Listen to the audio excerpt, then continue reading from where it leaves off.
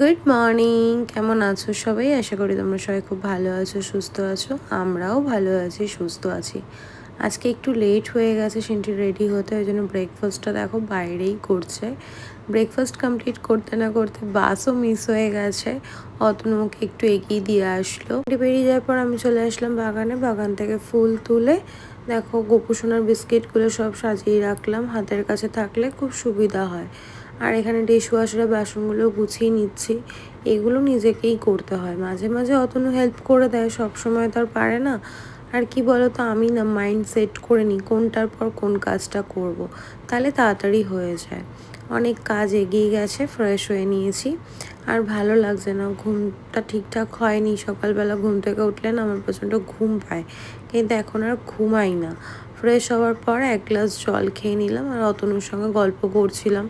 ও কী যেন বলছিল, আমার ঠিক খেয়াল নেই। গল্প করতে করতে চিয়া সিড ভেজানো জলটা খেয়ে নিলাম। যদিও আমি ফার্স্ট টাইম ট্রাই করলাম, হেলথের জন্য ভালো, তো খেলাম খুব কষ্ট করে। এখন এটা খাচ্ছি, অভ্যাস করতে হবে। যে কোনো কিছুই দেখবে অভ্যাস হয়ে গেলে পরে তখন আর প্রবলেম হয় না। খাবারে কোনো টেস্ট না থাকলে পরে না সেই খাবারটা খেতে ইচ্ছা করে না।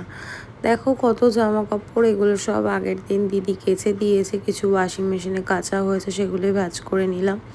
আবার জায়গায় গুছিয়েও রাখতে হবে।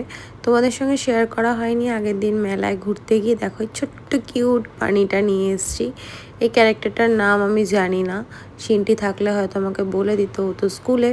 আর সিনটি কিনেছে একটা পেন, এই যে ঝিকিমিকি পেন। আমাদের সময় আর এইসব ছিল না, গ্লিটারে ভর্তি পেনটা। বেশ ভালো লাগছে কিন্তু দেখতে। আর আমি নিয়েছি ছোট্ট কিউট একটা চাবির রিং, সেটা আমার খুব ভালো লাগে। চাবির রিং কালেকশন আমার কাছে কিন্তু অনেক চাবির রিং আছে, তোমাদের সঙ্গে কোনো একদিন শেয়ার করব। অতনু বেরিয়ে গেল, ওর সময় হয়ে গেছে, কিছু না খেয়েই গেল, কারণ মা তো এখন ওকে ব্রেকফাস্টটা দিয়ে দেয়। তারপর আমি বললাম সময় নষ্ট করব না, দেখো ঘরের কাজ করে নিলাম, ডাস্টিং। তারপর আরও কাজ ছিল, সেগুলো আর তোমাদের সঙ্গে শেয়ার করা হয়নি। এখানে বোবর ভাতটা মেখে দিচ্ছি, কারণ বাচ্চাটার খিদে পেয়ে গেছে, বেলা হয়ে গেছে, 2টো মতো বাজে। মালাদি কাজকর্ম করে চলে গেছে, দেখো ভাত দেওয়ার সঙ্গে সঙ্গে হাপুস হুপুস করে খেয়ে নিল। আর আমার বাচ্চাটা না এইটাই খেতে ভালোবাসে, ওকে এর থেকে যত ভালোই খাবার দাও না কেন খাবে না। তারপর ঘরটার মুছে স্নান টান করে নিয়েছি। মালাদি ঘর মুছে গেলেও আমার পোষায় না, আমাকে আবার ঘর মুছতে হয়। চান করার আগে আমি একটু ঘরটা মুছে পরিষ্কার করে নিই। দেখো পুজোও আমি আজকে দিয়ে নিয়েছি। এখন আমি অতনুর জন্য পুজো ফেলে রাখি না, যেহেতু কাজ তাড়াতাড়ি হয়ে যায় ওই জন্য পুজোটা দিয়ে নিই। আর গোপুসোনার সেবা করতে তো আমার সবসময় ভালো লাগে। আর দেখো সিনটির বইপত্র গুছিয়ে রেখেছি, কারণ আমি খাওয়া দাওয়া করে ঘুমোবো, ঘুম থেকে উঠে আমার কিছু করতে ইচ্ছে করে না। মা শাক ভাজা আর কচু আলুর তরকারি পাঠিয়েছে চিংড়ি মাছ দিয়ে।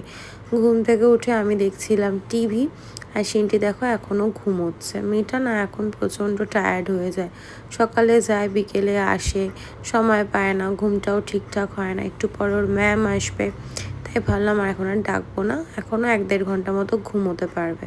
তো চলো আজকের ভিডিওটা এইটুকুই। তোমরা সবাই ভালো থেকো, সুস্থ থেকো, এভাবে ভালোবাসা দিও। আজকের মতো টাটা।